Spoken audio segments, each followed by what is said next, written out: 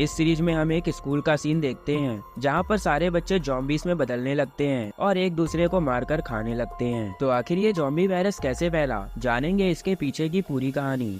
तो इस web series का नाम है all of us are dead, जिसके 6 एपिसोड मैंने ऑलरेडी अपने चैनल पर अपलोड कर दिए हैं और आज मैं इसका 7वां एपिसोड एक्सप्लेन करने वाला हूँ। तो आइए स्टार्ट करते हैं इस एपिसोड को। तो स्टार्टिंग में हम कुछ आर्मी सोल्जर्स को देखते हैं। दरअसल ये लोग जॉम्बी वायरस में फंसे लोगों की जान बचा रहे हैं और उन्हें रेस्क्यू कर रहे हैं। यहाँ पर ये सोल्जर्स कुछ लोगों को रेस्क्यू भी कर लेते हैं, लेकिन इनमें से एक सोल्जर को काफी सारे जॉम्बीज ने काट लिया था, जिसकी वजह से वो भी अफेक्टेड हो चुका है और अब वो जॉम्बी भी बन चुका है। इसीलिए उसको एक गाड़ी में डालकर आगे लेकर जाया जा रहा है। अब हम मिस्टर ली की डॉक्यूमेंट्री को देखते हैं, जिसमें वो बताते हैं कि WBC यानी कि व्हाइट ब्लड सेल्स जो आज भी काम कर रहे हैं और अगर हम बॉडी का टेम्परेचर बढ़ा दें तो ये जॉम्बी वायरस भी खत्म हो सकता है। इसीलिए उन्होंने जॉम्बी वायरस से अफेक्टेड अपने बेटे और अपनी पत्नी की बॉडी के टेम्परेचर को बढ़ा दिया। इसके बाद हम ओंजो के डैड को देखते हैं जो पानी से बाहर आ चुके थे और अपनी बेटी को बचाने के लिए उसके स्कूल की तरफ भागने लगते हैं। अब हम ओंजो के स्कूल का सीन देखते हैं जहाँ पर वो नामरा से कहती है कि हमें तुम पर पूरा भरोसा है और अगर हम लोग ये भरोसा तोड़ देंगे और तुम्हारी मदद नहीं करेंगे तो शायद तुम भी कभी हम लोगों पर भरोसा ना करो। फिर यहाँ पर नामरा भी अपनी फैमिली के लिए एक वीडियो रिकॉर्ड करती है और यहाँ पर वो ये भी शेयर करती है कि जब वो कुछ समय के लिए जॉम्बी बनी थी तो उसे कैसा फील हो रहा था। इसके बाद हम यूनजी को देखते हैं जिसको जॉम्बीज ने काट लिया था, लेकिन यहाँ पर वो जॉम्बी नहीं बनी बल्कि और भी ज्यादा ताकतवर हो गई है। तो आखिर जॉम्बीज के काटने के बाद भी यूनजी जॉम्बी क्यों नहीं बनी, ये सब मैंने इसके पहले के एपिसोड्स में क्लियर कर दिया है, तो जाकर देख लीजिए। खैर आते हैं मेन स्टोरी लाइन की तरफ। यहाँ पर हमें पता चलता है कि इस वायरस से अफेक्टेड होने के बाद इंसान को बहुत ज्यादा भूख लगती है, इसीलिए यूनजी अब खाना ढूंढते ढूंढते एक कमरे में चली जाती है। यहाँ पर यूनजी काफी ज्यादा पावरफुल हो चुकी थी, इसीलिए उसे हल्की से भी हल्की आवाज सुनाई दे रही थी। फिर उसे यहाँ पर एक छुपा हुआ टीचर भी दिखाई देता है, लेकिन इस टाइम वो अपने टीचर से कुछ नहीं कहती और सीधे फिश एक्वेरियम के पास चली जाती है, जहाँ पर वो एक्वेरियम से एक मछली निकाल कर खाने लगती है। फिर वो वापस से अपने टीचर के पास आती है और उनसे कहती है कि तुम वही टीचर हो ना जिससे मैंने कहा था कि कुछ बुली गैंग के लड़के उसे काफी परेशान कर रहे हैं, लेकिन तुमने मेरी बातों पर थोड़ा सा भी ध्यान नहीं दिया। उसकी बातें सुनकर टीचर को भी लगने लगता है कि यूनजी भी अब जॉम्बी वायरस से अफेक्टेड हो चुकी है और वो उस पर अटैक न कर दे, इसीलिए वो टेबल पर रखी एक चाकू को उठा लेते हैं। यहाँ पर यूनजी को टीचर के इरादों के बारे में पता चल जाता है, क्योंकि वो इतनी पावरफुल हो चुकी थी कि छोटी से छोटी भी एक्टिविटी को वो भांप सकती थी। इसीलिए वो तुरंत टीचर को गिराकर खाने लगती है और यूनजी के बुरी तरह से उसे खाने के बाद टीचर भी एक जॉम्बी बन जाता है। इसके बाद सीन शिफ्ट होता है क्लासरूम में, जहां ग्वेनम के काटने के बाद नामरा भी एक जॉम्बी बन चुकी थी, लेकिन उसका भी अपनी पावर्स पर पूरा कंट्रोल था और वो भी काफी ज्यादा पावरफुल थी। इसीलिए उसे एक आवाज सुनाई देती है जो नॉर्मल लोग नहीं सुन सकते। दरअसल ये आवाज नायोन की थी जो स्टोर रूम में छुपी हुई थी। इसके बाद सीन शिफ्ट होता है ग्वेनम की तरफ, जो 4 मंजिल नीचे से गिरने के बाद भी अभी तक जिंदा था। तभी ग्वेनम का एक दोस्त जो ट्रक के नीचे छिपा हुआ था वो ग्वेनम को देख लेता है और वो ग्वेनम को भी नीचे छुपने के लिए बोलता है, क्योंकि उनके आसपास बहुत सारे जॉम्बीज थे। फिर ग्वेनम का दोस्त उससे कहता है कि उनके आसपास एक कार खड़ी है और ग्वेनम उसे जल्दी से जाकर यहाँ पर ले आए ताकि वो दोनों यहाँ से बचकर निकल सके।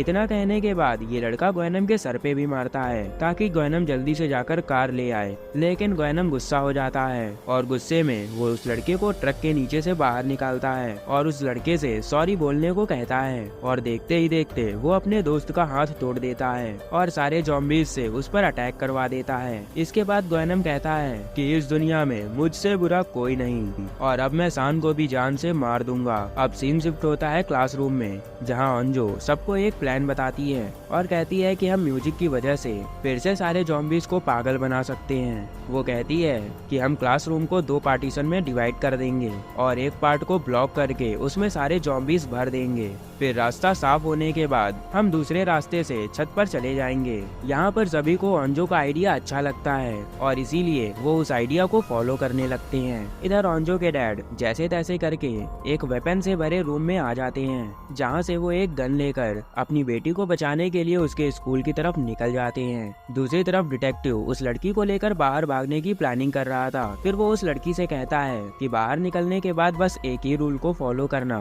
कि आंखें आंखें बंद करनी है और मुझे कस के पकड़ना है। फिर ये लोग स्कूटर पर बाहर निकल जाते हैं और डिटेक्टिव के पीछे बैठा पुलिस ऑफिसर डंडा लेकर रास्ते के जॉम्बीज को मार रहा होता है। यहाँ पर वो पुलिस वाला काफी डर रहा था क्योंकि उनके पीछे काफी सारे जॉम्बीज पड़े हुए थे। फिर कुछ दूर जाने के बाद उन्हें एक आदमी दिखाई देता है जो हेल्प मांग रहा था। दरअसल ये आदमी वही व्लॉगर था जिसको हमने इसके पीछे के एपिसोड्स में देखा था, जो जॉम्बीज को देखने और उनकी वीडियो बनाने के लिए यहाँ पर आया था। लेकिन अब वो बहुत ही बुरी तरह से इस शहर में फंस चुका है। उसे देखकर डिटेक्टिव को लगता है कि हमें इसकी मदद करनी चाहिए, लेकिन पीछे बैठा पुलिस वाला डिटेक्टिव को उसकी मदद करने से रोकता है। यहाँ पर डिटेक्टिव उस पुलिस वाले की बात नहीं मानता और उस व्लॉगर को बचाने के लिए गाड़ी से उतर जाता है। लेकिन जैसे ही डिटेक्टिव उस व्लॉगर को बचाने के लिए जाता है, वैसे ही वो पुलिस वाला बच्ची और स्कूटर को लेकर वहाँ से भाग जाता है। दूसरी तरफ क्लासरूम को आधा ब्लॉक कर दिया जाता है। यहाँ पर सियोक सान से पूछता है कि ग्वेनम तुम्हारे पीछे क्यों पड़ा है।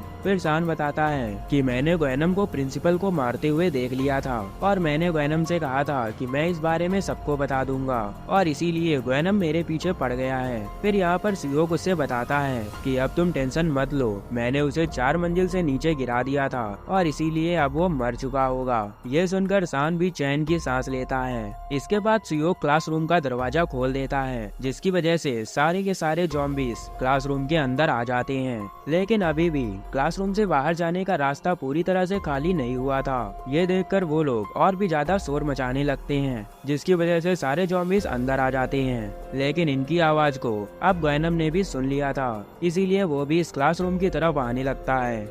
इसके बाद हम आर्मी वालों को देखते हैं जो जॉम्बी वायरस से अफेक्टेड सोल्जर के पास खड़े थे। तभी आर्मी के हेड को एक सोल्जर बताता है कि आपको पॉलिटिशियन बुला रही है। फिर वो आर्मी का हेड पॉलिटिशियन के पास जाता है। तब वो पॉलिटिशियन आर्मी के हेड को बताती है कि आप जल्दी से अपनी रेस्क्यू टीम को आयशन स्कूल में भेजिए, क्योंकि वहाँ के बच्चे तेजी से जॉम्बी में बदल रहे हैं और अब बचे हुए बच्चों को बचाना आपकी जिम्मेदारी है। लेकिन आर्मी का हेड उसे इग्नोर करके वहाँ से बाहर चला जाता है। लेकिन बाहर जाकर वो अपने एक सोल्जर से पूछता है कि आयशन स्कूल में अभी तक कितने रेस्क्यू टीम भेजी गई हैं। तभी वो सोल्जर बताता है कि अभी आयशन स्कूल में एक भी रेस्क्यू टीम नहीं भेजी गई है। अब ये सुनकर आर्मी का हेड उसे ऑर्डर देता है कि जल्दी से जल्दी अपनी एक रेस्क्यू टीम को हेलीकॉप्टर लेकर आयशन स्कूल में भेजो। फिर हम क्लासरूम का सीन देखते हैं जहाँ पर सारे बच्चे उन जॉम्बीज को रोक रहे थे, लेकिन वो ज्यादा देर तक उन्हें नहीं रोक पाते, इसीलिए वो सारे बच्चे क्लासरूम से बाहर भाग जाते हैं। ये सब कॉरिडोर को पार करते हुए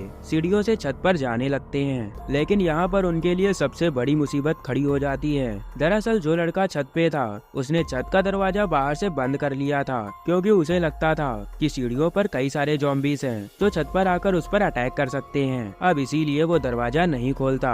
यहाँ पर सारे बच्चे दरवाजा जोर जोर से पीटते हैं, लेकिन उस लड़के को लगता है कि ये सारे जॉम्बीज हैं जो छत पर आना चाहते हैं। इन लोगों के लाख कोशिश करने के बाद भी वो लड़का दरवाजा नहीं खोलता।